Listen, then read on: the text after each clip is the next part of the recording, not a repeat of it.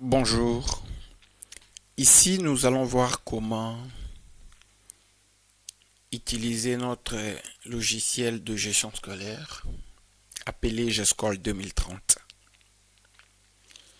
Nous faisons une brève présentation du logiciel. C'est un logiciel qui vient en remplacement du logiciel gestion scolaire qui a servi les écoles plus de 20 ans, tenant compte des nouvelles avancées technologiques actuelles. Nous avons carrément résolu de proposer une nouvelle version que nous avons rebaptisée GESCOL 2030. Au lancement, vous voyez comment il se lance. Et une fois lancé, nous arrivons devant cette page. Et ça, c'est la boîte à mots de passe. Et vous avez la possibilité de créer une école. Ça ne sera qu'une école provisoire. À ce niveau, vous avez le type de profil que vous pouvez renseigner sur cette boîte. Vous avez la boîte à mots de passe, la saisie est cachée. Et vous avez éventuellement, si j'ai sélectionné par exemple staff école, il y aura une autre zone qui va vous permettre de saisir les codes de l'école qui est également caché, que vous pouvez afficher au besoin.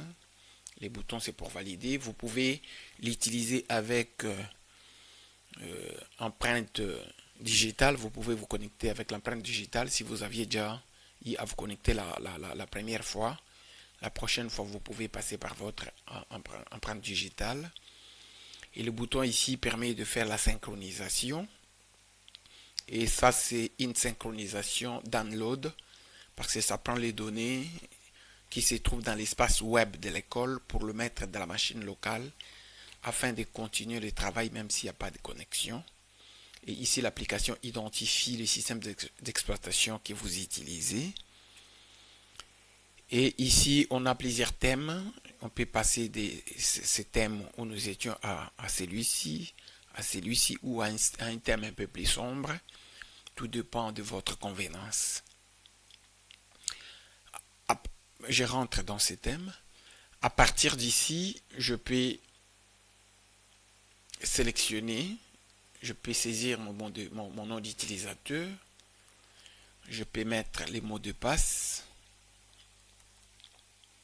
je peux renseigner le nom de l'école, le code de l'école, et quand je valide, à ce niveau, il est en train de charger le paramètre de connexion de l'école, et là, il me laisse passer. Et tout en me faisant remarquer, tout en me donnant un petit rapport de connexion, mon nom, il est là, c'est Lengalotete Papi, collège Messieurs Jean, rôle administrateur, l'heure d'entrée est renseignée.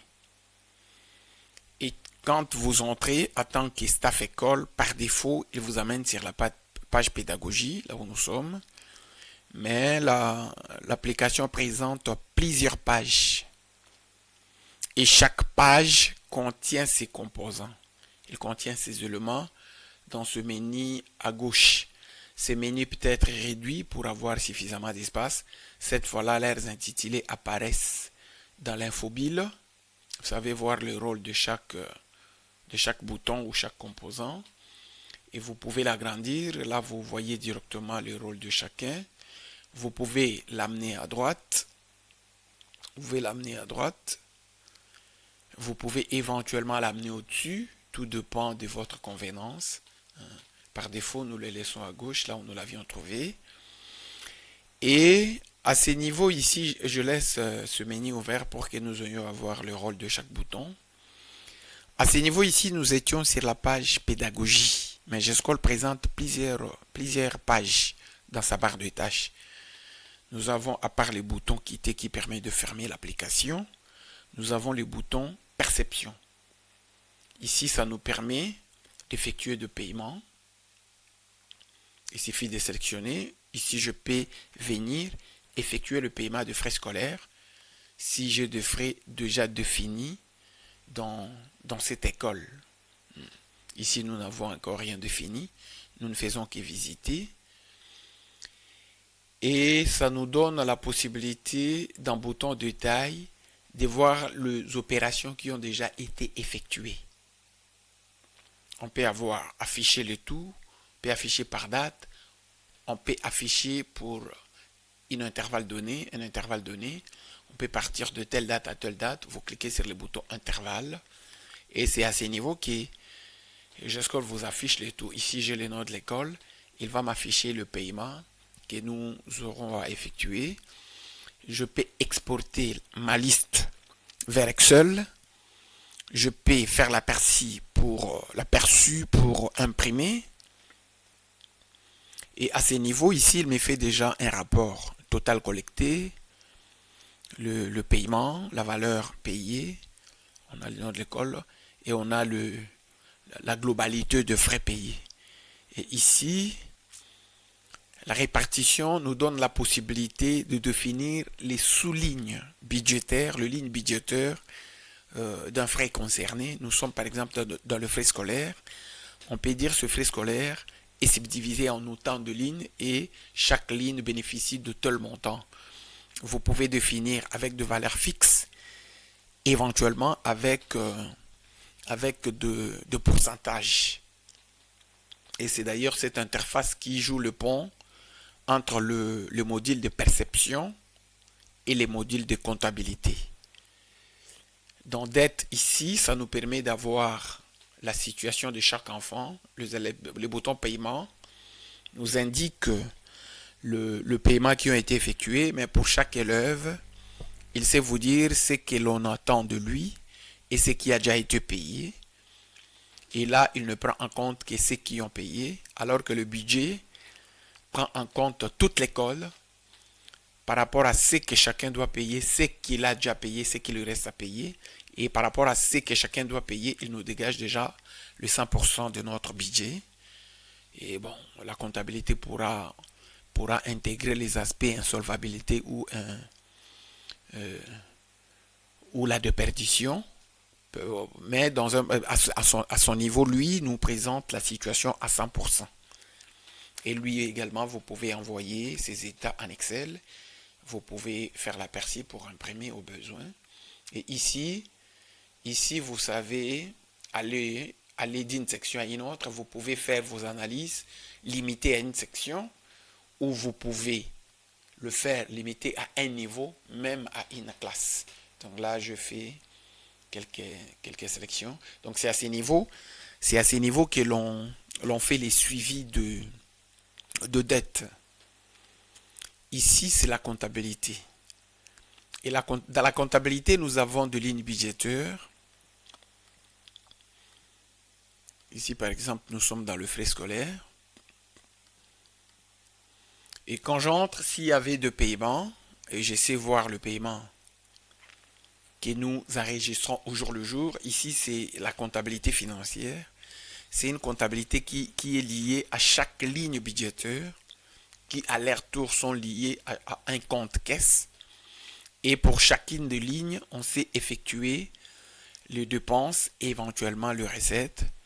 Et on voit la situation, on voit les journaux. Et on sait voir la situation, on peut effectuer des opérations. Et qu'on sort, on a des étapes en sortie. On peut faire des aperçus et qu'on sort. Mais ici, nous ne faisons que visiter les interfaces de l'application. Ici, nous avons Gescol IA Chatbot. Et lui, c'est une interface liée à l'intelligence artificielle qui vous permet à faire analyser vos données par l'intelligence artificielle. Là, nous étions dans le bouton perception. Ici, nous avons le bouton configuration. Et c'est à ce niveau que l'on sait saisir les notes élèves. On sait les importer depuis Excel si on avait déjà des noms. Et on sait voir la liste des élèves ici. Et pour les élèves, on a la possibilité de capturer des photos. Au besoin, si on veut imprimer par exemple les cartes de l'œuvre, Gescol donne la possibilité d'imprimer les cartes de l'œuvre pour chacun des élèves et vous pouvez prendre leurs photos et éventuellement amener directement dans la carte. Et à ce niveau ici, quand je fais mes saisies, ma liste qui est connectée à toute l'école évolue avec moi de par les saisies que je suis en train de faire. Et nous sommes connectés. La vitesse ici, malgré le fait que nous soyons connectés à l'Internet, l'interaction est quasi instantanée. Et à ce niveau, on a des boutons qui nous permettent de valider des modifications. Si je vais par exemple corriger le nom d'un enfant, je peux supprimer un nom de la liste, je peux transférer un nom d'une classe vers une autre, je peux importer des noms depuis Excel ou depuis GESCOL, parce que GESCOL 2030 vient remplacer l'ancien GESCOL, mais les deux logiciels communiquent entre eux. On peut importer les données depuis GESCOL. Donc je pense que c'est ça. Et ici on a toujours nos listes qui nous suivent, hein? Nos listes par rapport aux sections organisées à l'école. Donc ça y est. Et quand je sélectionne une classe, j'essaie de voir les élèves de la classe. Et à part les boutons inscription, on a le bouton frais scolaires. C'est à ce niveau que l'on définit. On peut saisir les lignes budgétaires, les libellés de frais demandés à l'école et les montants que chaque élève doit payer selon sa catégorie, selon des périodes. Il y a beaucoup d'éléments qui entrent en ligne de compte ici. Mais retenons simplement que c'est cette interface qui nous permet d'enregistrer les libellés de frais demandés par l'école. Et ce sont ces libellés qui peuvent à leur tour être éclatés en ligne budgétaire par rapport à la répartition qu'on avait vu dans la page perception. Ici, nous avons une importation de listes. Vous pouvez importer vos listes depuis Excel ou depuis GESCOL 2030, l'ancien GESCOL comme je le disais. Utilisateur, ça permet de définir les utilisateurs et leur attribuer leurs autorisations dans le logiciel. Nous avons le bouton distribution. Ce bouton nous permet de gérer la distribution des kits scolaires au niveau de l'école. On peut avoir l'espace où on fait des approvisionnements, l'espace où on fait la livraison aux élèves, et nous avons des rapports par rapport à ça. Le chatbot nous suit même jusque-là. À ce niveau, nous avons la discipline. Et dans la discipline, nous avons la possibilité de définir les infractions que peuvent commettre les élèves. Donc dans les infractions, nous avons le régime disciplinaire de l'école que nous avons dans le journal de classe. On peut l'enregistrer ici et définir le point que chaque infraction, la soustraction de points que chaque infraction occasionne. Et au fur et à mesure, les élèves auront à commettre des infractions. C'est à ce niveau que l'on les enregistre et on sait voir les niveaux des infractions que commettent les élèves. Et l'interface ici attribue à chacun sa mention directement, parce que dans le régime, on sait définir les tranches par rapport à excellent, très bien, ainsi de suite. Et maintenant, ici, les services de discipline ne se limitent qu'à enregistrer les abus que commettent les élèves. Les calculs est fait automatiquement par GESCOL. À la fin de la période, il sait vous donner la liste de mentions de chaque élève et ces mentions sont directement envoyées dans les bulletins et dans les rapports que les parents reçoivent au jour le jour depuis GESCOL. Ici, c'est ici que l'on définit. Et à titre d'essai, je peux voir ça par exemple. On sait voir cet élève tel jour, il a fait ceci. On dit pour la première période, la mention est restée bien parce qu'il a occasionné autant de pertes de points, ainsi de suite. Et ce que nous voyons là-bas, nous pouvons faire la percie et imprimer, mais les parents ont directement accès à ça. Et la plupart des analyses, c'est plus pour le besoin de l'utilisation à l'école, parce que GESCOL permet à chaque parent depuis la maison d'accéder à l'interface et voir les informations de son enfant. Et on peut voir ou définir pour toute la classe le mention si l'école n'a pas de système automatique. On peut faire la saisie manuelle, mais l'idéal est que l'on passe par les systèmes automatiques. On peut voir la fiche de toute l'école. On peut voir la fiche pour une classe. Pour ne pas prendre beaucoup trop de temps, ce n'est qu'une interface de présentation. Nous visitons simplement les logiciels. Ici, nous avons la page Dans discipline, oui, oui. Ici, pour rechercher un élève, c'est exactement comme je l'avais expliqué avant. Il suffit d'écrire, la liste avance avec vous. À ce niveau, c'est la pédagogie. L'interface ici permet de définir les modèles de bulletin. Ici, permet de faire la saisie. Ça permet de faire la saisie de points des élèves. Et ici, je peux limiter les noms. Quand je sélectionne, je peux venir ici et effectuer de faire la saisie. Quand j'ai le bulletin complet, ici, ça me permet toujours de faire la saisie, mais cette fois-là en saisissant par période. Ici, c'est toujours pour faire la saisie. On a donné plusieurs modes de saisie pour faciliter aux utilisateurs de choisir les modes qui leur conviennent.